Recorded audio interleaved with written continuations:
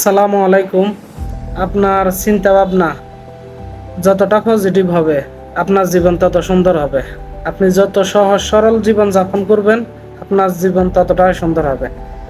আর চিন্তা ভাবনা এবং জীবন যাপনে যতটা কঠিন জটিল করে তুলবেন, তো দেখা যাবে যে আপনি একটা সময় জিলাপির কাছের মতো একটা গোলক দাদার মধ্যে আটকায় গেছেন, যেখান থেকে ফিরে আসার সুযোগ নাই। তাই সহজ ভাবুন এবং কি পজিটিভ ভাবুন, তাহলে হচ্ছে যে আপনার জীবন সুন্দর।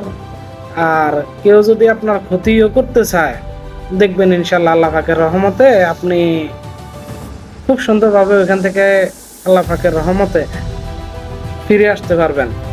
আর চিন্তা ভাবনা যতটা আপনার কঠিন হবে, নিজেকে আপনি নিজে বিপদের মধ্যে মধ্যে ঠেলে দিবেন, জীবন আপনার জটিল হবে।